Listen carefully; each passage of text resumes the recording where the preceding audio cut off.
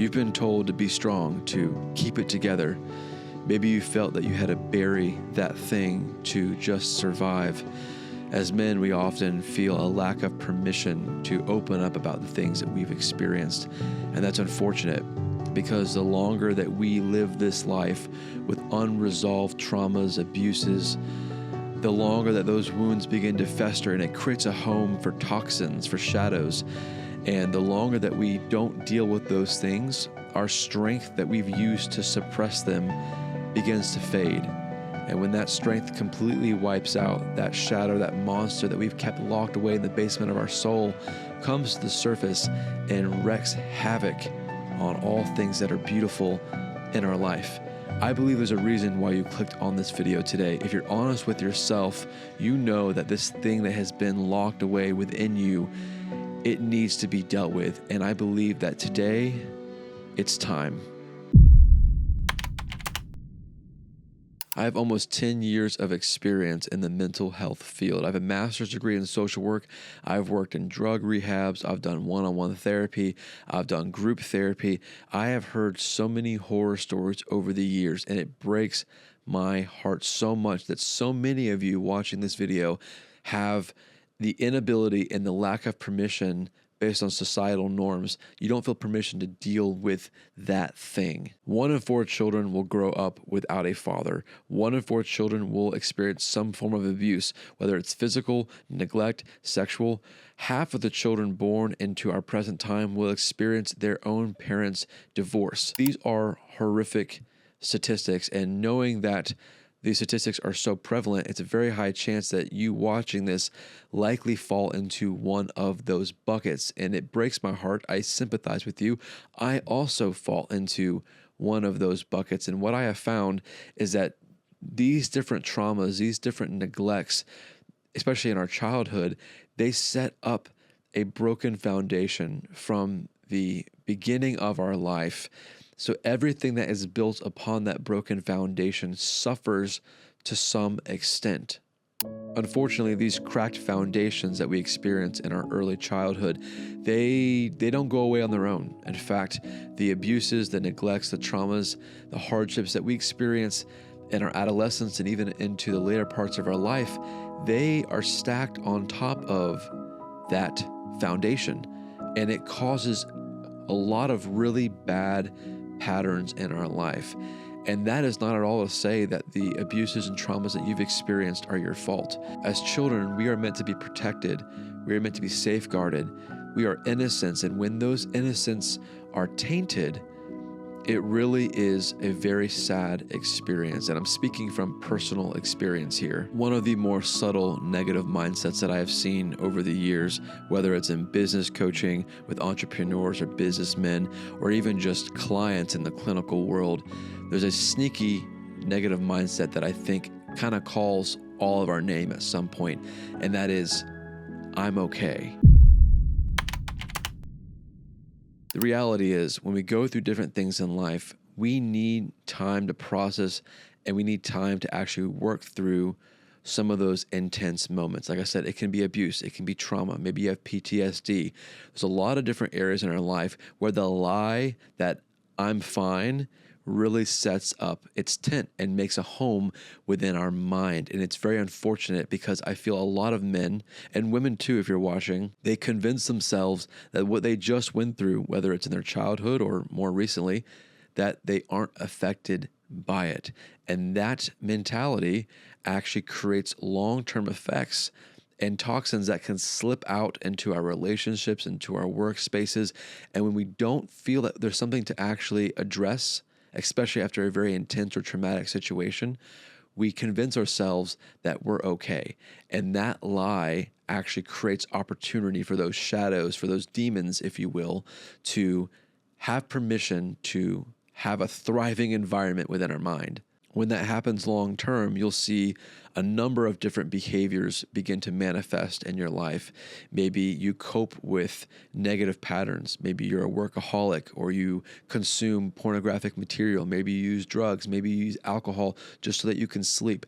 I'm not pointing a finger to cause shame. I'm calling out the patterns that I've seen time and time again used to mask the pain. Specifically in men, we will consume and we will make ourselves busy and unavailable so that we don't have to deal with that baggage, with that heavy burden that has been unfortunately placed on our plates at various points in our life. When enough time has passed, when we don't have resolution to these wounds or traumas, there's a number of effects that begin to happen. It's not just the inner turmoil within ourselves, the inability to feel safe to sleep, or the inability to feel safe in certain environments or triggers, if you will. There's a number of other effects that will take place, and it often manifests in close relationships.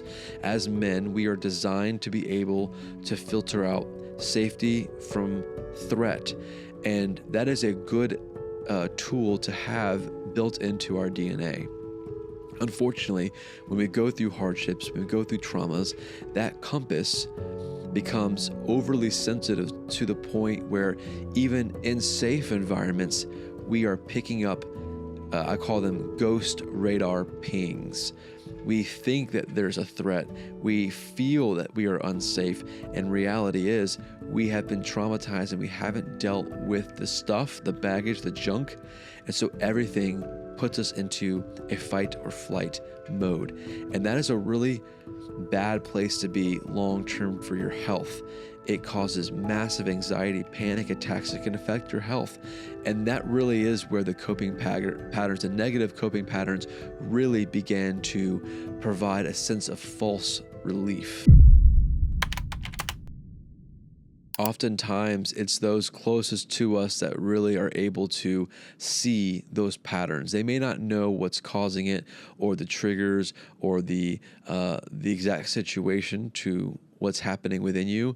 But oftentimes, especially in marriages or close relationships, friendships even, you will begin to create walls and barriers. You will disconnect yourself from others in an attempt to preserve yourself, protect yourself, even if that person, that relationship, that spouse, that girlfriend, that boyfriend, even if they're safe people and they actually do have your best interest at heart, we will perceive them as potential threats, and we will overreact. We will have blinders on that prevent us from seeing reality in a truthful manner. One of the best pieces of advice that my wife actually gave me is that anger is not the emotion. It's usually the shell that contains a much deeper, more vulnerable emotion. It's easier to be angry than to say that I'm sad, especially as men. And so you will see men lean into aggression, to overreaction, rather than taking time to mourn.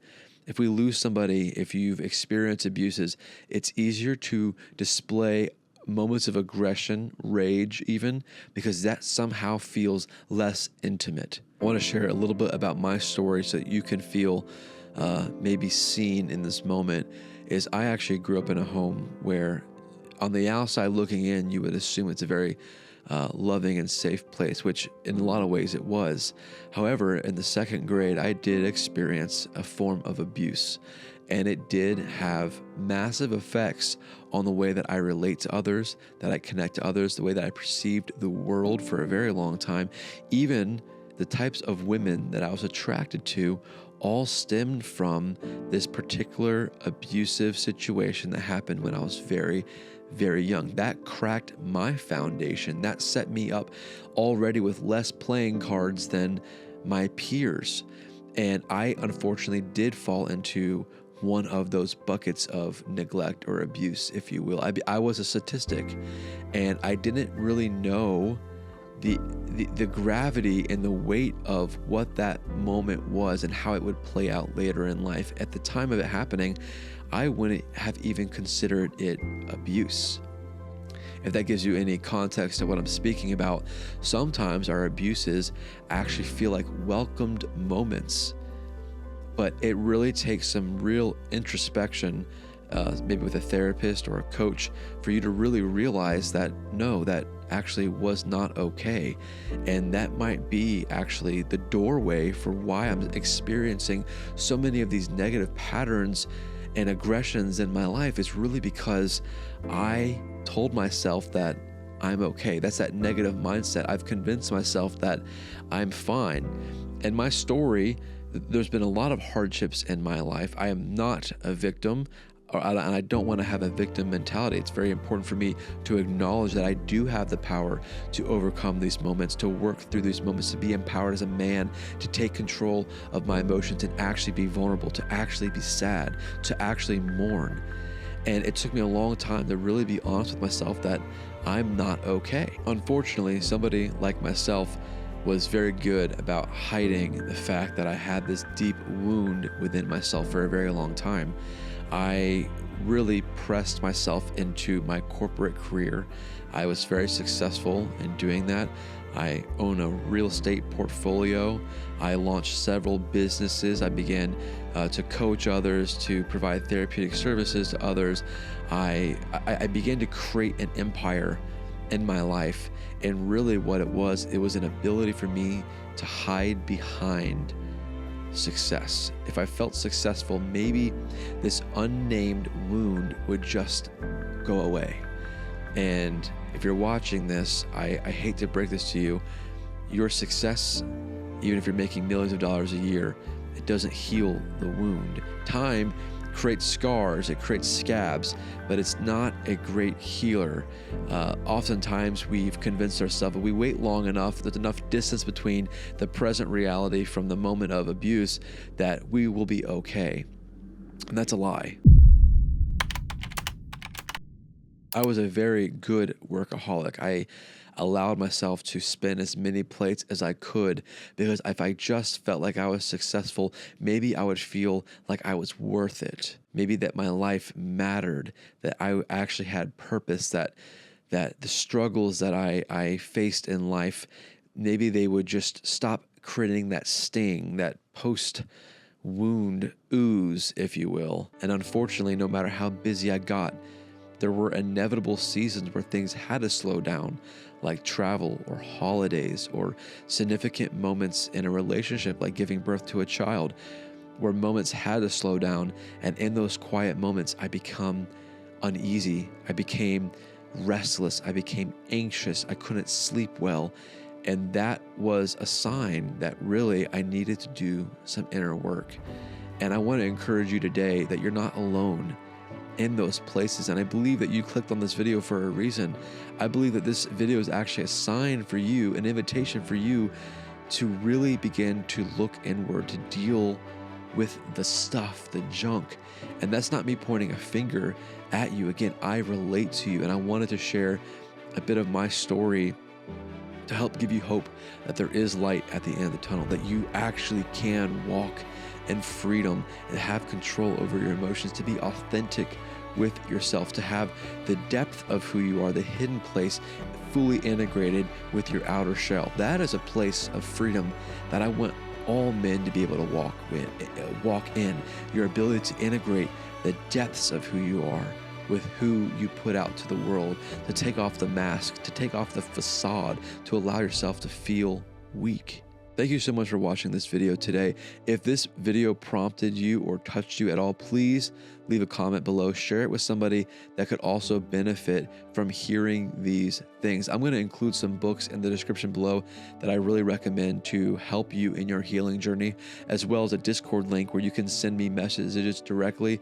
If you need coaching, if you need therapy, send me a message. I'm happy to connect you with people or resources that I believe would be really beneficial to you in your journey. I believe this is the season for you to really lean into that healing, because your inner child really deserves liberation and healing and to be set free. So thank you for watching. Until next time, I'll see you then.